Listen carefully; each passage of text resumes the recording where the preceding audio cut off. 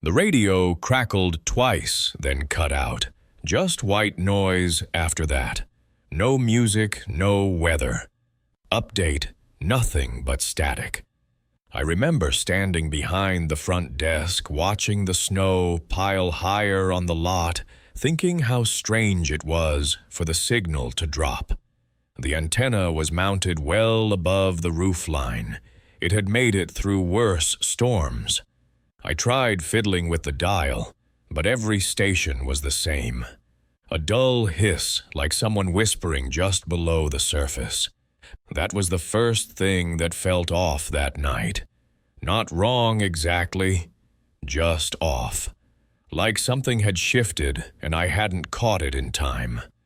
Let me know where you're listening from tonight and if you've ever worked the kind of job that gets stranger the later it gets. And if these stories help you pass the hours, feel free to follow along so you don't miss the next one. I'm Dana Ellis. I was 37 when this happened, working as the front desk clerk at a remote mountain lodge up near Monarch Pass in Colorado. I'd taken the job after leaving a corporate office job in Denver. Too much noise, too many people, and frankly, too much of everything. The lodge was quiet, clean, and far enough off the main road that we mostly catered to winter hikers or the occasional family with a Subaru and snow chains. It wasn't glamorous, but I liked the pace. Most nights passed without incident. This was mid-February. A storm had started the night before and was expected to last through the weekend. We were down to 3 occupied rooms, plus Len, our night maintenance guy, who mostly kept to himself and did rounds when the pipes creaked or the generator got temperamental. By 10 p.m., I'd set the coffee for the morning shift, dimmed the lobby lights, and was flipping through the guest book out of habit. That's when the bell above the lobby door jingled. I looked up, startled. No headlights had passed the window, and I hadn't heard a car. But there he was, a man in his late 40s, maybe older, tall and narrow face, pale and wind-chapped, standing just inside the door with a light dusting of snow on his coat and hood. He didn't shake it off or stomp his boots, just stood there like he wasn't cold at all. He had a small canvas duffel in one hand and no gloves. No ID either. When I asked for a name, he simply said, James. No last name, just that. He didn't talk much beyond that, and I didn't push it. Something about his voice felt brittle, like he didn't speak often, and didn't like to be asked things. I typed him in as James Q for the sake of the system and swiped a room key from the cabinet. That's when I noticed the mistake. Room 6. I don't know how it happened. We hadn't used that room all season. Not because it was broken or condemned or anything like that, it just wasn't booked. Ever. Something about the wiring or maybe the slope of the floor gave people headaches. Or maybe that's just what the last manager told me when I first started. Either way, I avoided assigning it out of habit, but somehow the system had auto-filled it. The key was already printed. I hesitated just a second too long, and the man noticed. "Problem?" he asked. "No," I said quickly. "Just thought I had the wrong key." I handed it over, and he took it without another word. Walked up the stairs alone. Didn't ask for help with his bag. No footsteps echoed behind him. After that, I didn't think much of it. Not until Len came through the lobby about an hour later, brushing snow off his coat and shaking salt from his boots. "Someone check in late?" he asked. I nodded. "Yeah. Guy named James, room 6. Len paused halfway through unzipping his coat. "Room 6. "Yeah, I know," I said. "I didn't mean to assign it. Just happened." He didn't say anything, just stared at the front desk like he was waiting for me to laugh or admit I was joking. Then he muttered something about checking the generator and disappeared back outside.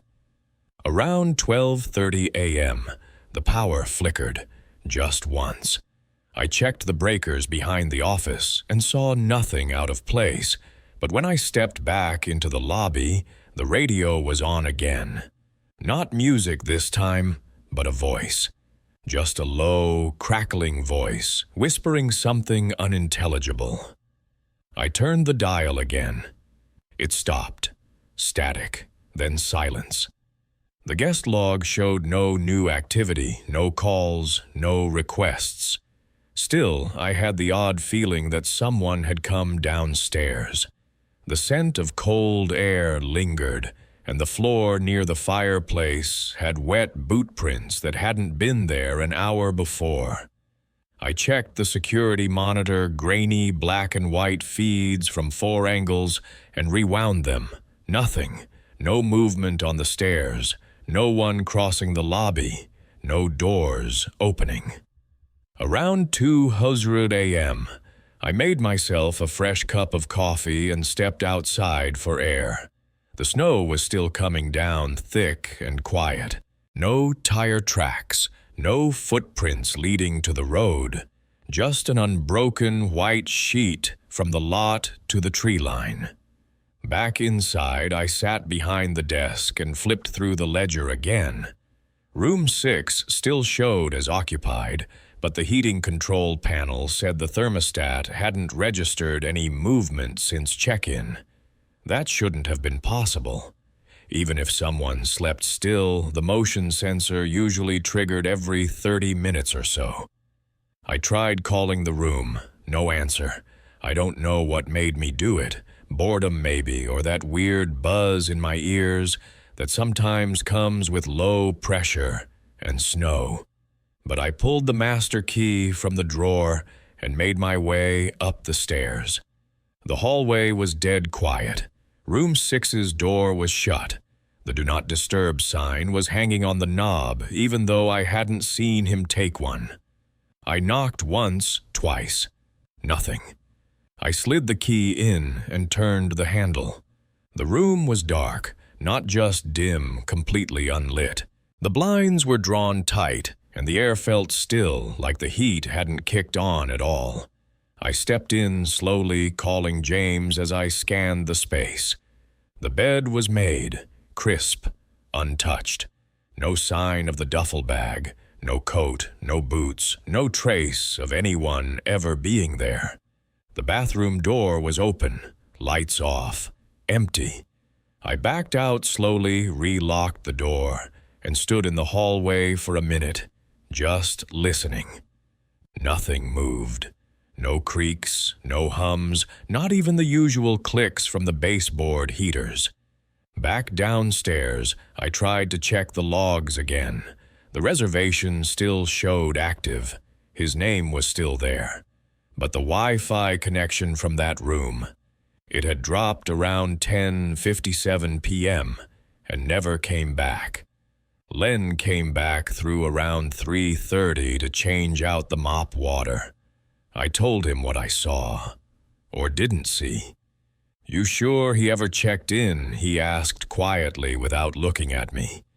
I almost said yes, but then I wasn't sure. I remembered the snow on his coat, the bag, the way he stood like the wind didn't bother him.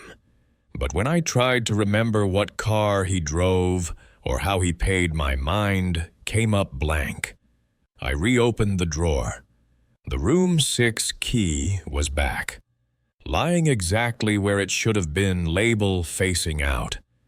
I haven't told the current manager any of this. They gutted and renovated that wing last year. Room 6 doesn't exist anymore, but I still check the register when I visit. And once, not long ago, I swear I saw it a one-night booking under James Q. No address, no card on file, just the same blank space waiting. I don't usually talk about it, Not because I'm scared to, but because the whole thing sounds like something I imagined, or maybe dreamed wrong. But it happened. I was there, and I remember every minute. I was working nights at a gas station off Highway 285, maybe 10 miles south of Alamosa. Just a two-pump setup with a narrow lot surrounded by dry brush and empty road for as far as you could see. We had a tiny convenience store attached, nothing fancy. Snacks, smokes, an old coffee machine that wheezed louder than it brewed. Most nights were dead quiet after midnight. One or two truckers, maybe, a lost tourist or someone sleeping off the highway. I liked it that way. It gave me space to think.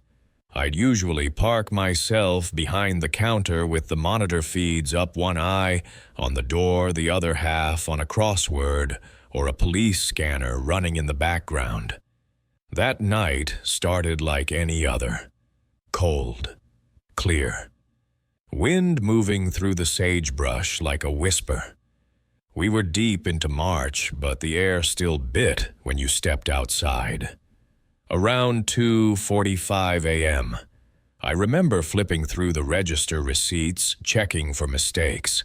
The heater in the ceiling was ticking louder than usual. That's when I noticed something on the monitor. A car had pulled in, white sedan, older model, maybe a Camry or something close. No plates on the front, and the rear one was obscured by grime. It idled at pump 2 for a good while, headlights off, engine running. The driver didn't get out. I watched for maybe 3 or 4 minutes waiting to see if he'd come inside, but he didn't. Just sat there still. The angle wasn't great, and with the glare from the overhead lights, I couldn't make out his face through the windshield. I stepped out from behind the counter and moved closer to the front window, standing just outside the camera's blind spot. The glass felt cold under my palm, colder than it should have for the temperature. The man was in the driver's seat, both hands on the wheel. He wasn't moving, not adjusting anything, just staring straight ahead. Then at exactly 3:17 a.m., he opened the door and stepped out. Hoodie pulled up, jeans, dark sneakers. He didn't look toward the store, didn't scan the pumps, just walked slowly around to the back of the car, reached inside his pocket and pulled out a crumpled $20 bill. I stayed behind the window, watching. He moved toward the building, still not making eye contact, and came in without a word. Just the quiet jingle of the bell above the door. He didn't look around, didn't pause at the shelves. Walked straight up to the counter and placed the bill down without saying anything. I asked if he needed fuel, and he finally spoke. $12. Pump 2. His voice was flat, uninflected, not tired, not rude, just blank. I keyed it in, gave him change, and waited for him to turn and leave. But he didn't. Instead, he tilted his head just slightly and asked, "You here alone?" Most nights I didn't answer at first. I just watched his eyes, or tried to. Something about them didn't track right, like he was looking through me, not at me. I finally said I wasn't allowed to talk about schedules and tried to smile like it was nothing. He didn't respond, just nodded slow and mechanical, and walked back out. I waited for the pump to start, but it never did. I checked the screen, no activity. He hadn't even lifted the nozzle. When I looked back up, he was standing beside his car, one hand resting on the roof facing the store. Just standing, still. I backed away from the window and returned to the counter. Watched him through the monitor pretending to check a display of jerky sticks near the register. He stayed there for another minute or two, then got back in the car and drove off, no lights, no sound, just a slow roll out onto the highway like he wasn't in a hurry to get anywhere. The whole thing left a bad taste in my mouth. Not because anything happened, because nothing did. That would have been the end of it, except 2 nights later he came back. Same time, same car, same pump. But this time he didn't get out. I didn't even know he was there at first. I just happened to glance at the monitor and saw the shape of the sedan parked across the lot under the edge of the lights. Not at a pump, just parked. Idle lights on the dash, faintly glowing. He stayed there the entire shift, 4 hours. Never left the vehicle, never came inside, never moved. I started locking the door after midnight, even though technically we were open all night. I told my manager I was worried about theft, which wasn't a lie, just not the whole truth. Every time I stepped out of frame, I imagined him still watching, still waiting. My hands started shaking just turning the key. 3 nights after that, he came back a 3rd time. Only this time, he parked across the street far enough that the camera barely picked him up. It was just the silhouette of the car sitting there in the dark with the faintest glow from the windshield. I could see the shape of a headrest, maybe a figure, maybe nothing. But I felt it. I felt him watching. And I swear I felt him smile. Not because I saw it, I didn't. But because something in my chest said I was being chosen. That morning I stayed an extra half hour to wait for Luis to show up. When he walked in, I didn't say much. I just nodded, clocked out, and left in silence. As I stepped out into the lot, I scanned the tree line. The sedan was gone. 2 more weeks passed, no sign of him. I started convincing myself I had overreacted, maybe even imagined more than was there. Then one morning, just after sunrise, a woman came in for coffee. She was maybe in her 50s, had a tired look like she'd been on the road all night. As she was paying, she glanced out the window and asked, "Is that your friend out there? He's been standing by that car since before I pulled in." I looked up. Across the street, just barely in view, he was back. This time, he wasn't in the car. He was standing beside it, facing the station, facing me. I don't know what possessed me, but I walked around the counter and stepped outside. I just had to see his face. I don't know why, maybe I thought it would make it feel less surreal, less like something I was dreaming. I stood just outside the door and looked straight at him. He didn't move, didn't flinch, just stood there like a mannequin in a store window. Same hoodie, same jeans, same stillness that didn't feel human. I went back inside, locked the door. When I looked out again, he was gone. The car, the man. Nothing but dry gravel and the shimmer of heat lifting off the road. That was the last time I saw him. I filed a report that day, gave the local state troopers the footage, the timestamps, everything. They said they'd patrol the area, maybe get a license plate next time.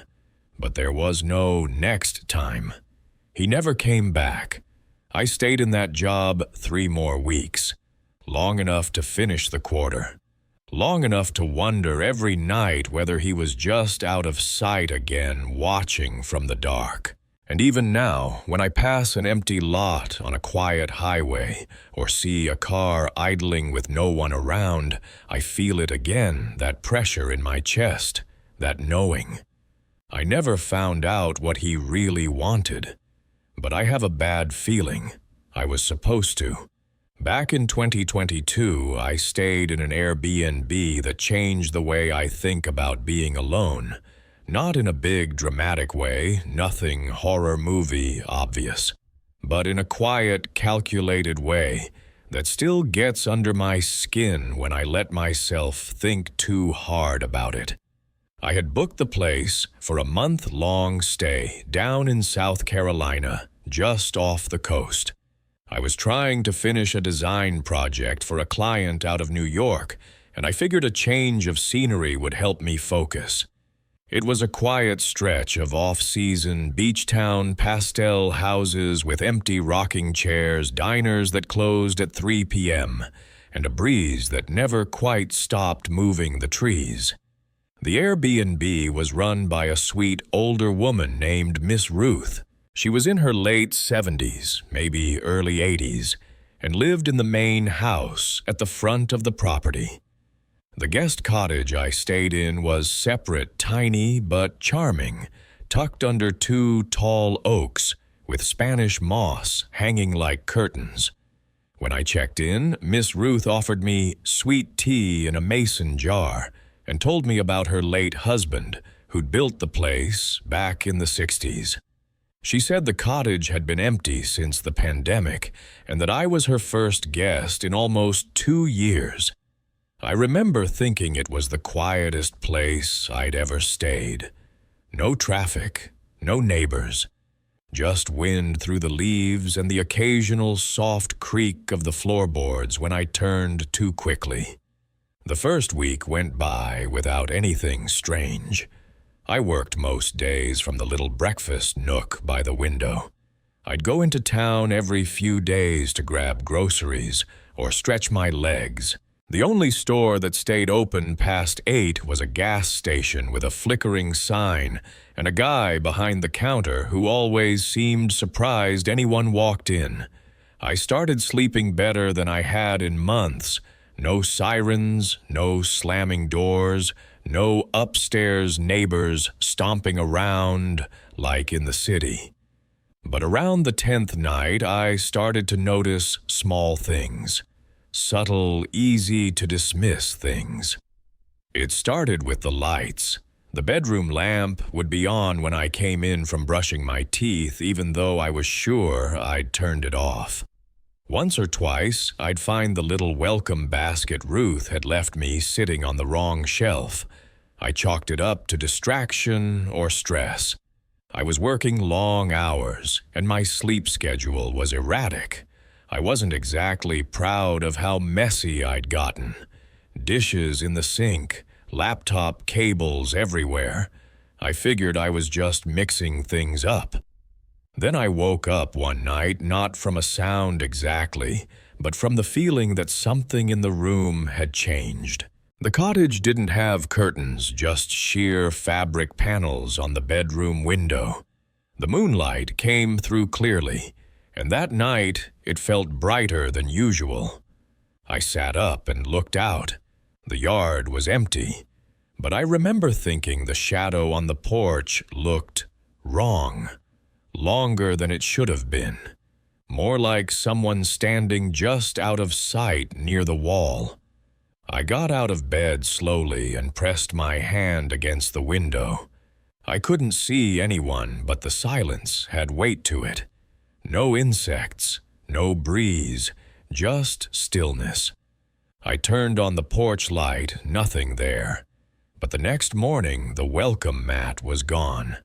The one with the little dog silhouette that said, "Hello, friend." It had just vanished. That same afternoon, I went into town to grab coffee and ended up talking to the gas station guy longer than usual. He asked where I was staying, and when I told him, his smile faltered a little. He glanced toward the back cooler like he didn't want to say what was on his mind. "You're in that cottage by the marsh?" he asked. I nodded. He shrugged and said, "Old place, kinda drafty, huh?" Then he told me carefully, like it wasn't really his business, that a guy had been arrested on that property a few years back. Not the owner, but someone who'd been squatting there between rentals. Apparently, he'd set up hidden cameras in one of the guest units not to spy on renters, but on Miss Ruth herself. Said he was protecting her. That stuck with me. I didn't know if it was just local gossip or something that had been blown out of proportion. But I started to see the cottage differently after that. The soft creaks at night didn't feel like the house settling anymore. They felt like footsteps. The hum behind the refrigerator wasn't just an old appliance groaning. It was too rhythmic, too steady. I started inspecting the walls. Not obsessively at first, just little things. A spot near the corner of the bathroom mirror where the paint didn't match. A sliver in the baseboard under the bed where the wood had been pried and re-glued. I didn't find anything obvious. No wires, no blinking lights. But the idea got under my skin. I started leaving the lights on when I slept. One night, about 3 weeks into the stay, I woke up around 3 a.m. to the sound of a single knock. Not loud, just one soft knock on the front door. I froze in bed, waited. Nothing followed. I told myself it was probably a branch, maybe an animal. But then I noticed the porch light was off. I never turned it off. I'd started leaving it on since that first shadowed night. I stayed in bed until sunrise, didn't sleep, just lay there, staring at the ceiling, waiting for something else to happen. When it didn't, I got dressed and walked outside. The mat was back, same mat, same spot, completely clean like it had just been unrolled. That's when I packed my things. I didn't even wait to check out properly. I left a note for Miss Ruth, thanked her for her kindness, and said I had to cut the trip short. She called me later, left a voicemail saying she understood. She sounded sincere, confused, but kind. I never mentioned the mat, never told her about the knock. It was 6 months later when I finally let myself dig into the property history. Nothing showed up under Ruth's name. But when I searched the address, I found a single newspaper article from 2019. Man in his 50s, unemployed former contractor, had been found living in the crawl space beneath the guest cottage. He'd installed ventilation power, even a makeshift sleeping area. Said he liked the quiet, that the walls had good angles. He wasn't arrested, just removed, taken for evaluation, no charges filed. I never found what happened to him after that. Sometimes when I close my eyes, I picture that knock, just one, meant to see if I'd respond. And I wonder if there were more ones I slept through, ones I wasn't supposed to hear, because whatever he was waiting for, I'm glad I left before he decided it was time. The last real business trip I ever took was in 2015, and I've never looked at roadside motels the same way since. I used to travel constantly for work, driving up and down California for site inspections, vendor meetings, all the little things that came with my job as a logistics coordinator. I spent more nights in anonymous motels than I ever did at home back then. You learn not to think too hard about the carpets or the locks, but sometimes one place sticks with you for reasons you can't quite explain. I was 33 at the time, driving back from a meeting in Bakersfield, when fatigue hit me earlier than usual.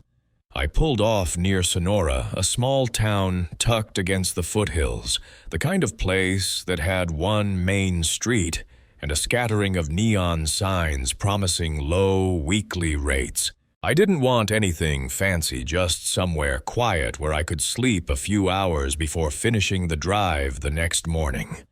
I pulled into a one-story motel with a peeling sign that simply said, Vista Inn. The lobby had that dry, overheated air you only get in old buildings. The clerk was a heavy-set man named Tony, who looked like he'd been on shift all day.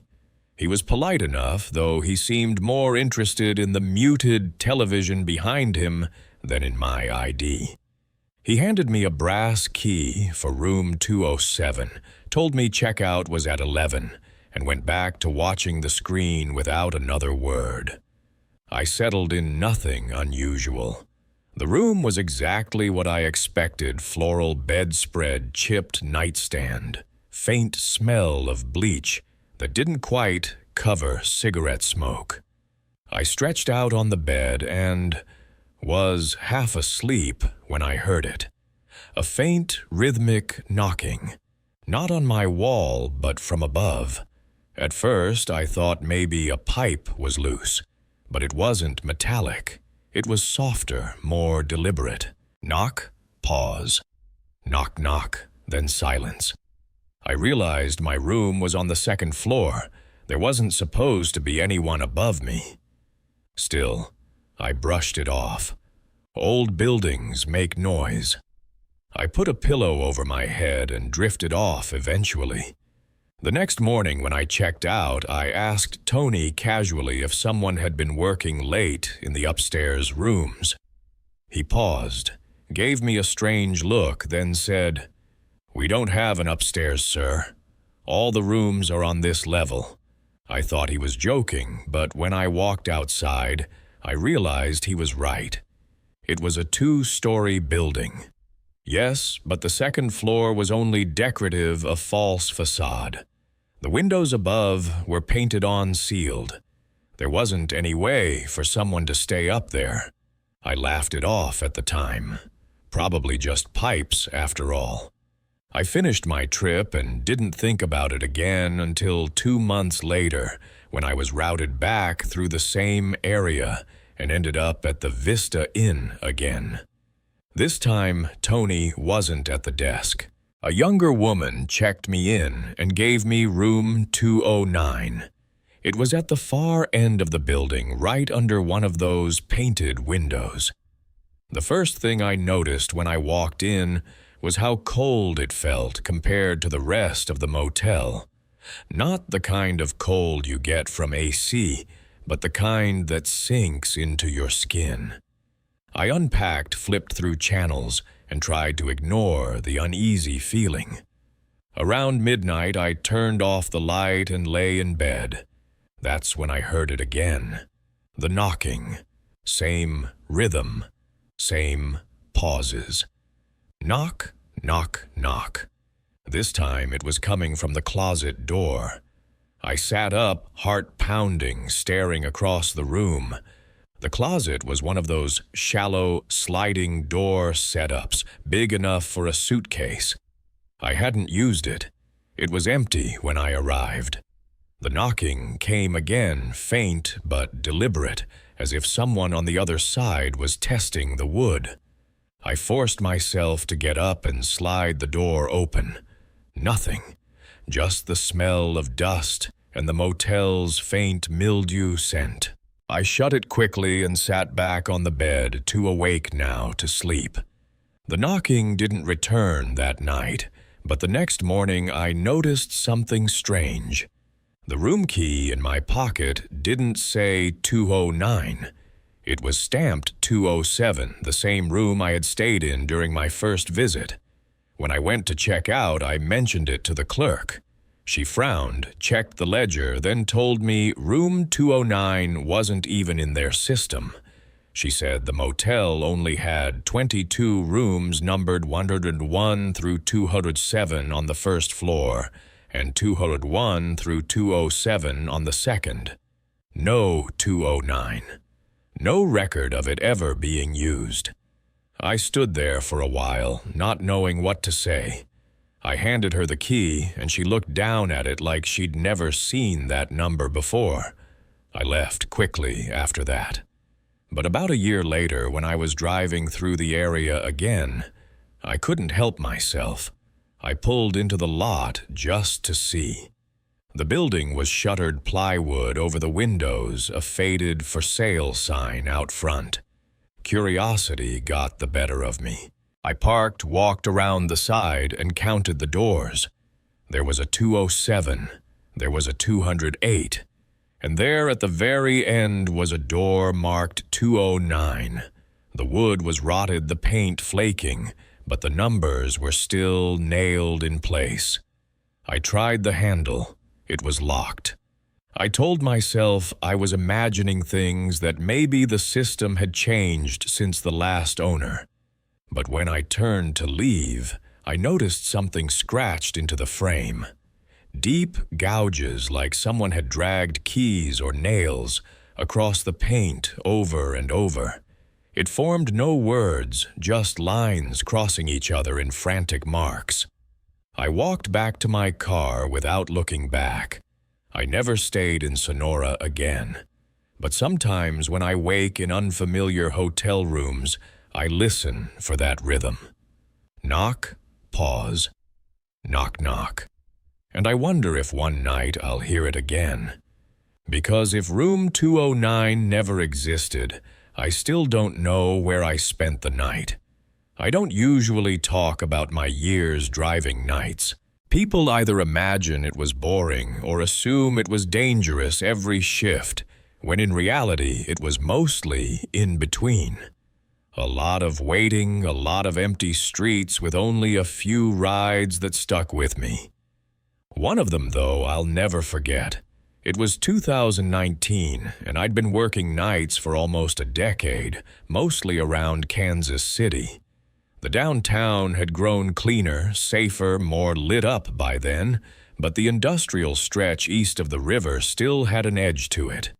I never liked going there after midnight, but you go where the jobs are. I'd built up enough of a routine that I didn't think much about safety anymore. Until one fare reminded me just how easily things can tilt sideways when you're alone. It was a Tuesday around 1:40 a.m. when the ride request came through. The pin was dropped outside an old textile warehouse near an underpass. The building had been gutted years before and was supposed to be redeveloped, but nothing had happened. It sat there half-boarded with weeds growing up around the chain-link fence. I almost declined, but the guy was already standing at the curb when I pulled up, so I figured I'd at least hear him out. He was mid-40s, maybe early 50s, tall but narrow with a clean jacket that looked out of place in that part of town. He didn't wave me down, just opened the back door and slid in without making eye contact. "Where to?" I asked. He paused for a moment too long before saying, "Just drive for now." That answer never sits right, but it wasn't the first time I'd gotten it. Sometimes people were drunk, sometimes just indecisive. So I pulled out of the lot and started heading toward the highway, figuring he'd give me something more specific once we cleared the district. The car was quiet. No sound from him, not even the shuffle of someone checking their phone. I glanced in the rearview mirror a few times, but he was sitting still, eyes forward, hands folded loosely in his lap. Not nervous, not restless, just still. After a few blocks, I tried again. "You got an address in mind?" He leaned forward slightly, voice low but clear. "Keep going north. I'll tell you when. That stretch of the city is mostly warehouses, freight lots, and the occasional 24-hour diner. At night, it feels like a place you're not supposed to be. Roads too wide, buildings too dark, street lights flickering with no traffic around. Every turn felt like I was getting farther away from anywhere people actually lived. About 10 minutes in, I glanced at the meter. "Just so you know, it's running. You sure about this route?" He finally looked up into the mirror, and that was the first moment I realized something was wrong. His eyes didn't match the rest of him. Too focused, too calm. "I'm sure," he said. We passed another mile of dark lots before he finally spoke again. "Pull over by the gas station up ahead." The place looked half dead, one pump. Lit, the rest dark windows covered with wire mesh. I pulled in under the canopy and he leaned forward again. Wait here." He got out without another word and walked inside. I sat there with the engine running, tapping the wheel, watching the pump clock tick. I kept expecting him to come out with a soda, maybe cigarettes, but he was gone longer than that. 5 minutes, then 10. The clerk inside, a kid in his 20s, suddenly pushed through the door, looking around like he was spooked. He made brief eye contact with me, then shook his head quickly before retreating back inside. That's when my passenger came out, not with anything in his hands. No bag, no drink. He slid back into the car as if nothing had happened. "Keep going," he said. I didn't move. I asked him straight, "What's going on?" He stared at me in the mirror. No anger, no expression at all. Just said, "Drive." I pulled out slowly, trying to keep my breathing steady. My gut was telling me to end the ride, but we were in the middle of an empty industrial stretch. I wanted witnesses, or at least streetlights, before I tried anything. Another 5 minutes passed. Still no address. Finally, I eased the car to the curb under the glow of a flickering streetlight and said, "I need a destination, or I'm stopping here." He leaned forward one last time, voice just above a whisper. "You already know where." That was enough for me. I shifted into park, unlocked the doors, and told him the ride was over. He sat still for a moment that felt far too long, then opened the door and stepped out calmly. He didn't argue, didn't threaten. Just walked into the dark lot beside us and disappeared behind a fence. I waited, engine idling, until I couldn't stand it anymore. Then I drove straight back toward the gas station. The clerk was outside, smoking, pacing like he couldn't shake something. When he saw my car, he waved me down. "You gave that guy a ride?" he asked, voice low. I nodded. He didn't buy anything, just stood in the corner watching me. Wouldn't answer when I asked if he needed help, just stared until I looked away. Then he left. I filed a report with the company, later flagged the trip, and gave the details to a patrol officer who followed up. The report came back odd. The system showed no record of a name attached to the account. Payment had failed. As far as the platform was concerned, the ride had never existed. The officer told me off the record that they'd had a few calls about a man matching that description, always at night, always in places where there shouldn't be anyone waiting. They hadn't picked him up yet. I still drive sometimes, but never nights anymore. I can't unsee that last look in the mirror, the way he said I already knew where he wanted to go.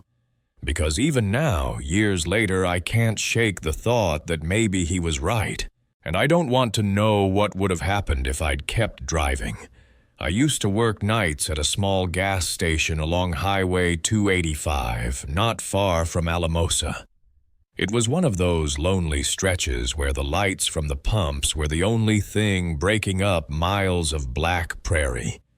People passing through might not have noticed it at all unless they were already running low on gas, and even then I think most preferred to keep driving rather than stop. That's the kind of place. It was not dangerous, just empty, and emptiness has a way of making you uneasy when you're the only one awake.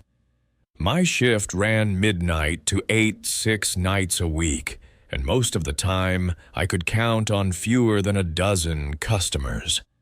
Truckers stopping for coffee, locals grabbing cigarettes, the occasional straggler heading north out of New Mexico. The nights blurred together in that way, a rhythm of silence and fluorescent buzz. Then, one particular winter, a pattern started. A man showed up every single night. Same car, same clothes, same exact purchase. It began in early February. I remember because of the cold snap nights when the air was so sharp it felt like you'd cut your lungs breathing too deep. Around 3 in the morning, a silver sedan pulled into the lot. I thought nothing of it until the man stepped out. He was tall, wiry, with the hood of a blue sweatshirt pulled tight so I couldn't see much of his face. He came inside, didn't say a word beyond what he needed, and bought exactly $12 of gas. Not 11, not 15, 12. He paid cash always with a crumpled 10 and 2 ones. The first night I barely registered it. By the third night I noticed the time 3:17 a.m. on the dot when he walked through the door. The receipt printed 3:17 exactly. The fourth night I checked the clock on my register before he even arrived, and sure enough, the bell above the door chimed at that precise minute. It became routine. He never spoke beyond 12 on pump 3. Never bought food, never asked directions, never lingered. He'd step inside, hand over the same. Bills. Watch me, ring it up, then leave, without a wasted second. No radio on in the car, no phone in his hand, just a quiet drive up to the pump and away again into the dark highway. By the second week, I'd grown uneasy. I told myself it could just be a guy working nights somewhere down the road, maybe, on his way to a plant or warehouse. But it didn't add up. Nobody needs exactly $12 of gas every single night, not when the price shifts, not when mileage changes. I even tried to sneak glances at his odometer when he pulled in, but the angle never let me see. On the 11th night, I decided to ask. I handed him his change and said, "Cold night for a drive. You coming through from work?" He froze for half a second, just enough to notice, then looked at me through the shadow of his hood. His voice was flat when he said, "I don't work." And then he left. I didn't ask again. The pattern stretched for nearly 3 weeks. Never a missed night, never a different time.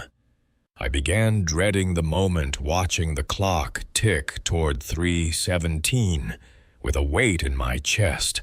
I tried turning on the radio to break the silence, tried cleaning shelves just to distract myself, but the minute would arrive, the door would open, and everything would fall into place like it had been rehearsed. One night, near the end of February, a trooper came in around 2:30 for coffee. I mentioned the man half as a joke, half as a way to ease my own nerves. The trooper listened more seriously than I expected. "Every night." "Same time?" he asked. I nodded. He looked unsettled. "If he comes tonight, don't confront him. Just note anything you can." That conversation was still on my mind when 3:17 rolled around, but the door didn't open. I stared at the clock, at the empty lot outside, at the pumps glowing under the fluorescent canopy. Nothing. 5 minutes passed. 10. I thought maybe the spell had broken. Maybe he'd moved on, or maybe it really was coincidence after all. Then at 3:29, the headlights appeared. Same silver sedan, same slow roll to the pump. He stepped inside, same hoodie, same crumpled bills. 12 on 3. My hands shook as I took the money. I wanted to say something, anything, but I kept hearing the trooper's voice, "Don't confront him." So I stayed quiet, slid the receipt across the counter, and watched him leave. That night I couldn't stop replaying it in my head. Why had he broken the routine by 12 minutes? Why only that once? It felt worse than the pattern itself, like he knew I'd noticed, like he'd adjusted just to prove the point. The following evening, I called the non-emergency line and filed a report. The dispatcher took down the description, promised to pass it along. A trooper even swung by during my shift later that week to follow up. He told me they'd looked for the car, run the plate I'd jotted down, but the system showed nothing.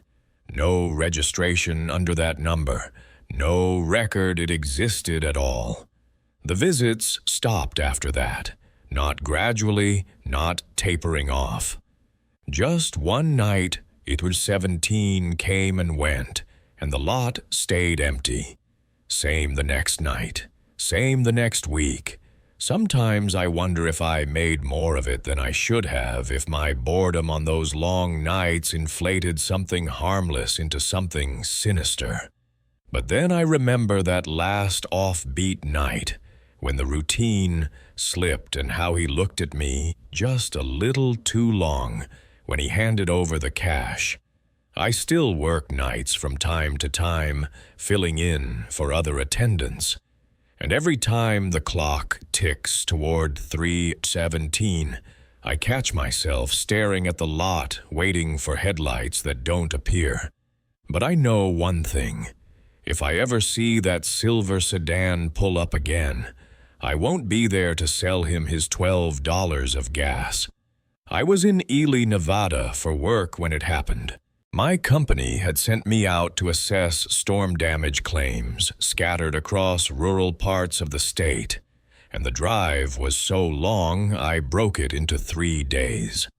By the time I rolled into Ely that evening, the desert sky had already gone dark, and the only vacancy I could find was at a small motor inn just outside of town. It had one flickering neon sign and a row of rooms with faded red doors that looked like they hadn't been repainted in decades. The clerk was an older woman named Gloria, soft-spoken, the kind who still kept the reservation book in pencil instead of on a computer. She gave me the key to room 6 and mentioned almost apologetically that a long-term tenant lived in the room above me. "Quiet man, never trouble," she said, as if to reassure me. I told her I didn't mind, though. I wondered what kind of person chose to live full-time in a place that felt so temporary.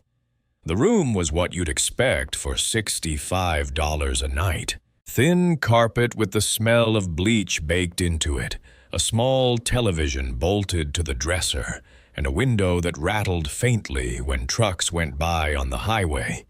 I was tired enough to overlook it, but I couldn't help noticing how cold the room felt, as if the heater was blowing air that had passed through a cellar instead of a furnace. Around midnight, I heard footsteps above me. They were deliberate and slow pacing from one end of the ceiling to the other, back and forth. I told myself it was just the tenant moving around, but something about the rhythm unsettled me. It wasn't the sound of someone walking naturally in their living space. It was the sound of someone crossing the same path again and again, like they were tracing a line on the floor. Sometime after 1, I finally drifted off. When I woke, it was to the sound of heavy boots outside my door. I glanced at the clock, 3:11 a.m. Through the thin curtains, I could see the shape of a man walking past. He was tall, wearing a checked flannel head down as he moved. The crunch of gravel faded as he disappeared around the corner. I tried to settle back down, but minutes later the boots returned, and I saw the same figure walking past in the opposite direction. Same pace, same flannel shirt, same bowed head. He didn't knock, didn't stop, just walked past slowly enough for me to notice. I held my breath until the sound was gone. The next morning, I asked Gloria about the man. I described the flannel the way he walked past twice in the night. Her smile faltered slightly, and she said no one matching that description was staying there. "Most of our guests are truckers," she explained. and they don't come through this late in the season. I didn't push her, but the unease lingered. That night, the footsteps upstairs began again. The pacing was slower this time, heavier, as if each step was being placed exactly where it had been before. I turned on the television just for background noise, but the volume didn't hide the sound of boots dragging across the ceiling. At 3:11 again, I heard gravel shift outside my door. The figure walked past same as before, head bowed, shoulders hunched. When he returned the other way, I leaned toward the curtain, hoping to see his face, but the porch light flickered and went out as he passed. I didn't sleep after that. I packed my bag before dawn and waited for the first hint of sunlight. Gloria was behind the counter when I turned in my key. I mentioned again the man outside my room, and this time she just shook her head slowly. "That room above you hasn't been rented in months," she said. The drive out of Ely was long and silent, but I couldn't stop thinking about the boots on the gravel, the pacing above my head, and the way the light failed just when I tried to see more. To this day, I don't know if he was a guest, a drifter, or something else entirely. All I know is that he walked past my room twice, and I will never forget the sound of those steps. That was one of the last nights I ever stayed in a roadside inn by myself. Looking back on all these stories, I think what unsettles me most is how ordinary the settings were. Gas stations, motels, diners, small towns, places you pass without remembering. And yet, when you pause long enough, when the hour is late, and there's no one around you, sometimes find those places are not empty at all. The thread running through all of these nights is the quiet presence of something or someone that doesn't belong, but still insists on being noticed. A man buying the same amount of gas, a figure walking through a lot after closing footsteps that circle just above your ceiling. They don't need to announce themselves loudly.